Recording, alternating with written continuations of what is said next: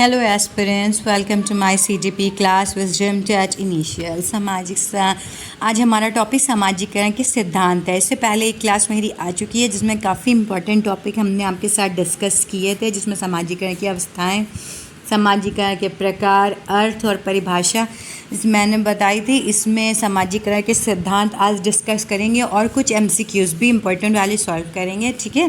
फिर class third में total MCQs हम लोग कंप्लीट करके अपना सोशलाइजेशन को कंप्लीट करेंगे, ठीक है। तो आज के इम्पॉर्टेंट टॉपिक समाजीकरण के सिद्धांत हैं। सामाजिकरण बालक को सामाजिक स्वरूप प्रदान करने में एक महत्वपूर्ण प्रक्रिया जो सामाजिक अंतःक्रिया पर आधारित होती है। इस प्रक्रिया के माध्यम से ही बालक समाज का एक क्रियात्मक सदस्य बनता है, यानी कि एक्टिव मेंबर बनता है, ठीक है। परिणाम स्वरूप वह सामाजिक परिस्थितियों के साथ अपना समन्वय स्थापित कर पाता है। इस संबंध में कुछ मनोवैज्ञानिकों ने अपने अपने सिद्धांत प्रस्तुत किए हैं, अपने मत दिए हैं, जिसमें से दुर्खीम, एरिक्सन, सरकूले, सरमीड, इन्होंने अपने अपने अलग अलग सिद्धांत दिए हैं सोशलाइजेशन पे, जो हम इस वीडियो में पढ़ेंगे, जो आपके सीटेट के लिए मोस्ट इम्पॉर्टेंट पार्ट्स हैं, ठीक है। जो भी टॉपिक मैं बता रही हूँ मोस्ट इम्पॉर्टेंट टॉपिक बता रही हूँ और बहुत ज़्यादा ब्रॉड नहीं कर रही हूँ जिससे आपका टाइम वेस्ट होगा। शॉर्ट में बता रही हूँ जो, और इतना काफ़ी होगा सोशलाइजेशन के लिए जितना आपकी मैं अपनी तीनों क्लास में सोशलाइजेशन की बता दूँगी। थर्ड क्लास में मेरे सारे एमसीक्यूज़ होंगे, ठीक है, और इसमें हम लोग क्लास को सोशलाइजेशन की कंप्लीट करेंगे, ठीक है। तो दुर्खीम का मत ये है, सिद्धांत से रिलेटेड दुर्खीम का मत है कि प्रत्येक समाज में अपनी विचारधारा, मूल्य, आदर्श, भाव, विश्वास, मानक, संस्कार तथा मान्यताएं प्रचलित में होती हैं, ठीक है। किसी भी समाज में ले लिए, चाहे नॉर्थ में हम जाएंगे तो अलग मान्यताएं होती हैं, ईस्ट में जाएंगे तो अलग मान्यताएं होती हैं, ठीक है। इसमें जो सदस्य होते हैं उनका भाव अलग हो जाता है, सब कुछ अलग हो जाता है, विश्वास अलग हो जाता है, ठीक है। तो संस्कार अलग हो जाता है, मान्यताएं अलग हो जाती हैं। तो उसी हिसाब से जैसे समाज में मान्यताएं होती हैं, व्यक्ति उसी हिसाब से अनुभव करता है, उसी में व्यवहार सीखता है तथा प्रचलित होती हैं। संबंधित समाज के सदस्यों में उनके प्रति स्वीकृति पाई जाती है, वे उनके अनुसार ही व्यवहार करना सीखते हैं। ये देखिए, इस लाइन पे ध्यान दीजिए, व्यवहार करना सीखते हैं, ठीक है। तो सर दुर्खीम का ये मत हो गया। सर कूले के अनुसार उनका सिद्धांत क्या है, उससे पहले मैं कुछ आपसे शेयर करना चाहती हूँ कि मेरे चैनल को सब्सक्राइब कीजिए। सब्सक्राइबर बढ़ेंगे तो हमें भी पढ़ाने में मज़ा आएगा और इम्पॉर्टेंट नोट्स और इम्पॉर्टेंट एमसीक्यूज़ आप तक अच्छे से अच्छा पहुंचाने की कोशिश करूंगी, जो आपके सीटेट के लिए बहुत ज़्यादा बेहतरीन होगा, ठीक है। उस आपको नंबर 30 आउट ऑफ 30 दिलाने की जिम्मेदारी मेरी है। आप मेरे चैनल को ट्रस्ट कीजिए और शेयर सब्सक्राइब कीजिए, ठीक है। अपने फ्रेंड्स में भी शेयर कीजिए जिन बच्चों तक पहुंच गया है, और अच्छे से अच्छा नोट्स को प्राप्त कीजिए, ठीक है। चलिए कूले का सिद्धांत देख लेते हैं। इस सिद्धांत को स्वदर्पण का सिद्धांत भी कहा जाता है। बहुत मोस्ट इम्पॉर्टेंट क्वेश्चन जो आपके एमसीक्यूज़ में क्वेश्चन बना के पूछा जा सकता है, किस सिद्धांत को स्वदर्पण का सिद्धांत कहा जाता है। तो कूले का सिद्धांत जो होता है, इस सिद्धांत को स्वदर्पण का सिद्धांत कहा जाता है। कूले के अनुसार बालक का सामाजिकरण सामाजिक अंतःक्रिया पर निर्भर करता है। उनके अनुसार समाज के अन्य लोगों की विभिन्न पहलुओं पे संपर्क में आते रहते हैं। बालक की अपने बारे में स्व अवधारणा विकसित तथा व्यापक होती जाती है, ठीक है। तो ये सर कूले का पहला सिद्धांत है। दूसरा पॉइंट ये, दर्पण के सामने खड़े होने पर हम स्वयं को जैसा देखते हैं उसका हमारे ऊपर वैसा प्रभाव पड़ता है, या भी सोचने लगते हैं कि अन्य लोग हमारे बारे में क्या सोचते हैं। ये एक नॉर्मल सी जो चीज़ है जो हर इंसान सोचता है, ठीक है। इन विचारकों ने हमारी भावनाएं, हमारे संवेग, विचार, दृष्टिकोण, मूल आदि को प्रभावित होते हैं तथा उनके आवश्यकता अनुसार परिवर्तन एवं परिवार्जन होता रहता है, ठीक है। थर्ड पॉइंट देख लेते हैं। कूले ने समाजीकरण में प्राथमिक समूहों को सबसे अधिक महत्वपूर्ण बताया है। जो प्राथमिक समूह होते हैं, परिवार, आस पड़ोस, खेल, जब बच्चा बड़ा होता है तो पहले अपने पड़ोस में ही खेलना शुरू करता है, या अपने भाई बहनों के साथ खेलना शुरू करता है, कजिन्स के साथ खेलता है। तो ये प्रथम समूह के उसके सदस्य होते हैं, सक्रिय सदस्य, एक्टिव सदस्य होते हैं। इनको सरकूले ने बहुत इम्पॉर्टेंट बताया। ये मानव स्वभाव को विकसित करने की नर्सरी है, यानी कि प्राइमरी है, इनिशियल है, ठीक है। जिसको सर कूले ने बताया, यदि बालक को ऐसे संपर्क से वंचित कर दिया जाए तो उसका सामाजिक विकास नहीं हो पाएगा। ठीक है, ये सत्य है कि हम समाज से ही सीखते हैं और प्रथम पाठशाला समाज ही होती है। तो हम अगर जो प्राथमिक समूह होते हैं उनसे ही बच्चा ज़्यादातर सीखता है। जो बालक होता है अपने परिवार में देख के ही सीखता है। ठीक है, तो अनुकरण द्वारा सीखना जो आपने पढ़ा होगा, तो ये उससे रिलेटेड है थोड़ा। अब सर मीड का सिद्धांत हम लोग ध्यान दे लेते हैं थोड़ा सा। सर मीड क्या कहते हैं देखते हैं। मीड के ने सामाजिकरण की व्याख्या आत्मचेतना के सिद्धांत पर आधारित की। आत्मचेतना यानी कि स्व अहम, है ना, मैं और मुझे का सिद्धांत भी कहा जाता है। मीड ने सामाजिकरण में भूमिका निर्वाह को महत्वपूर्ण माना है। ठीक है, भूमिका निर्वाह को महत्वपूर्ण। इनका मत है कि बालक धीरे धीरे यह समझने का प्रयास करने लगता है कि उनकी बातों तथा व्यवहारों का अन्य लोगों पर कैसा प्रभाव पड़ रहा है या पड़ता है। इसी के साथ स्व का विकास प्रारंभ हो जाता है, ईगो का। ठीक है, या लोगों को व्यवहारों का अनुकरण भी प्रारंभ कर देते हैं, यानी कि इमिटेशन भी सीखना शुरू कर देते हैं। उसमें धीरे धीरे मैं की भावना विकसित होने लगती है। ये सर मीड का सिद्धांत है। ठीक है, सर एरिक्सन का सिद्धांत मनोसामाजिक सिद्धांत, इनके पूरे सिद्धांत को कहते हैं एरिक्सन का मनोसामाजिक सिद्धांत। एरिक्सन, इनका पूरा नाम है एरिक एरिक्सन। की मूल अभिरुचि इस बात में थी कि बालकों, किशोरों आदि में व्यक्तिगत पहचान किस तरह से विकसित होती है और समाज उस पहचान को बनाने में किस तरह से मदद करता है। ठीक है, अगर बच्चा बड़ा होता है, बालक बनता है, उसको समाज उसको अपनी व्यक्तिगत पहचान कैसे देता है। चूँकि उनके सिद्धांतों में व्यक्तिगत, सांवेगिक तथा सांस्कृतिक या सामाजिक विकास को समन्वित किया गया है, अतः इसे मनोसामाजिक सिद्धांत कहते हैं। ठीक है, ये मोस्ट इम्पॉर्टेंट क्वेश्चन ये भी बनता है सीटेट के लिए आपका, मनोसामाजिक सिद्धांत। ठीक है, को कहा जाता है। चूँकि इस सिद्धांत में पूरे जीवन अवधि में होने वाले विकास को 8 विभिन्न अवस्थाओं में बांटकर अध्ययन किया जाता है। उनके सिद्धांत को कुछ मनोवैज्ञानिक द्वारा जीवन अवधि जीवन विकास का सिद्धांत भी कहा जाता है। ठीक है, जीवन अवधि या जीवन विकास का सिद्धांत आपके में क्वेश्चन आ सकता है। किस मनोवैज्ञानिक के सिद्धांत को कहा जाता है, तो एरिक्सन के मनोवैज्ञानिक सिद्धांत को जीवन अवधि विकास सिद्धांत भी कहा जाता है। इन सभी अवस्थाओं का निम्नवत वर्णन दिया है, लेकिन मैं आपको शॉर्ट में बताऊंगी। विश्वास बनाम अविश्वास। ठीक है, स्वायत्ता बनाम शर्म, पहल बनाम अपराध बोधक, परिश्रम बनाम हीन भावना, पहचान बनाम पहचान भ्रांति, आत्मीयता बनाम अलगाव, जननामता बनाम स्थिरता। ये सारे जो है संपूर्णता बनाम निराशा। ठीक है, ये इतने सारे जो है इसके पार्ट्स हैं, जैसे कि 1-2 मैं आपको डिस्क्राइब कर सकती हूँ, वरना क्लास बहुत लंबी हो जाएगी। विकास बनाम अविश्वास, यह एरिक्सन का पहला मनोवैज्ञानिक चरण है जिसका जीवन के पहले वर्ष के अनुभव किया जाता है। विश्वास के अनुभव के लिए शारीरिक आराम, कम से कम डर, भविष्य के प्रति कम से कम चिंता जैसी स्थितियों की आवश्यकता होती है। बचपन में विश्वास के अनुभव से संसार के बारे में अच्छा और संसार रहने के लिए एक अच्छी जगह है जैसे विचार उम्र भर के लिए विकसित हो जाते हैं। तो आप समझ गए होंगे ये पॉइंट किस तरह से डेवलप हुआ, उनका सिद्धांत में क्या क्या है। ठीक है, चलिए फ्रॉइड के कुछ वो देख लेते हैं। फ्रॉइड ने व्यक्तित्व को 3 भागों में विभाजित किया। सिगमंड फ्रॉइड का मनोवैज्ञानिक सिद्धांत के अनुसार, सिगमंड फ्रॉइड ने भी बहुत इम्पॉर्टेंट सिद्धांत पेश किया है जो मैं आपके सामने बता रही हूँ। फ्रॉइड ने व्यक्तित्व को 3 भाग में, प्रसिद्ध ऑस्ट्रेलियन मनोवैज्ञानिक फ्रॉइड ने व्यक्ति के संबंधित मनोविश्लेषणात्मक सिद्धांत का प्रतिपादन किया। फ्रॉइड के अनुसार जैविक एवं सामाजिक गुण दोनों मिलकर व्यक्तित्व का निर्माण करते हैं, यानी पर्सनैलिटी का निर्माण जैविक और सामाजिक गुण दोनों मिल के होता है। ठीक है, इसमें 3 पॉइंट्स आपके आते हैं, इदम, अहम और पराअहम। ये फ्रॉइड के पॉइंट्स हैं। व्यक्ति की शारीरिक एवं मूल आवश्यकताएं इदम के अंतर्गत आती हैं, जो जैसे भूख, प्यास एवं काम के रूप में होती हैं। अच्छा, जो इनिशियल जो आवश्यकताएं होती, इन आवश्यकताओं के इसको प्राथमिक आवश्यकताएं भी कहते हैं।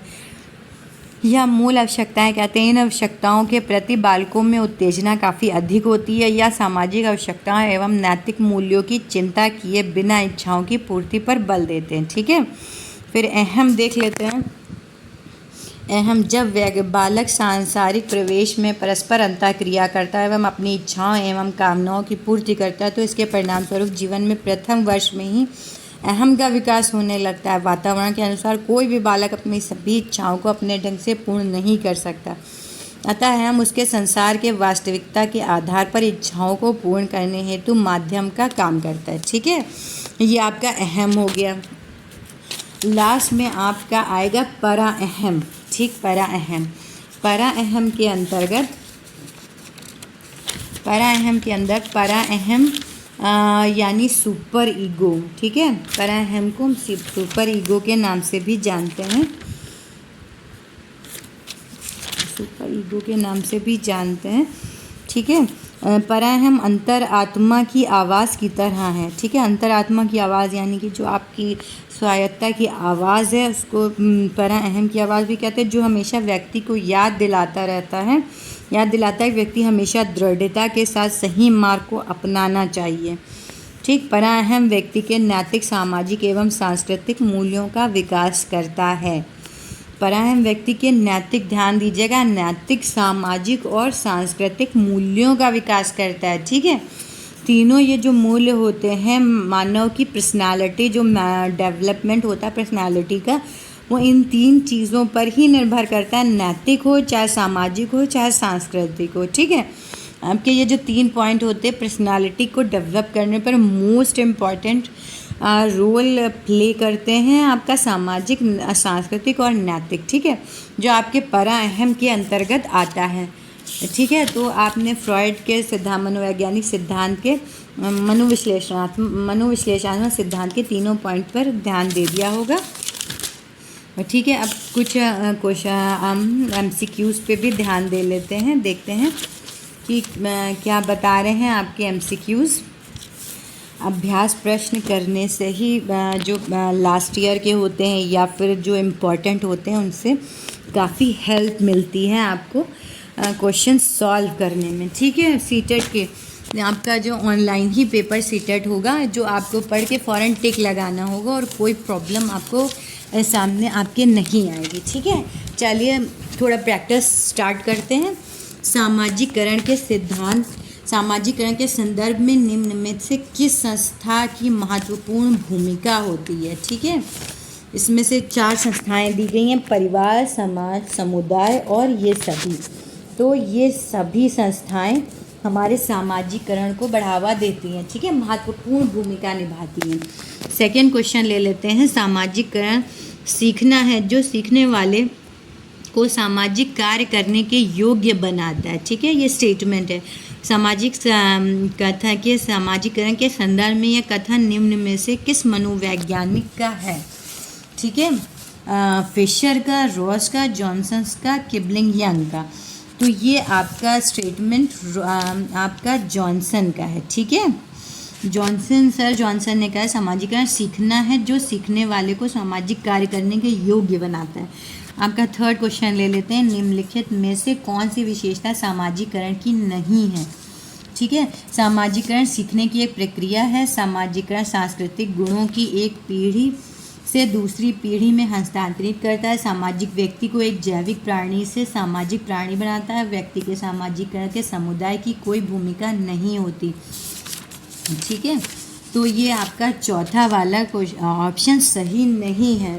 अब जब भी क्वेश्चन पेपर आपके सामने हो तो क्वेश्चन को बहुत केयरफुली पढ़िएगा और नहीं वाले जो ऑप्शन हैं उनको बहुत केयरफुली देखिएगा कि नहीं में हमें क्या आंसर देना है। कुछ बच्चे नहीं में ध्यान नहीं दे पाते, जो नेगेटिव क्वेश्चन होता है उसको पॉजिटिव में लेके आंसर करते हैं, जो उनका आंसर में प्रॉब्लम फिर आ जाती है। ठीक है, सब बच्चों के, ज़्यादातर बच्चों की यही प्रॉब्लम होती है, जो उनके MCQs में गलती होती है, जो नोट पे ध्यान नहीं दे पाते। ठीक है, आपका फोर्थ क्वेश्चन ले लेते हैं। निम्नलिखित में कथनों के विचार कीजिए।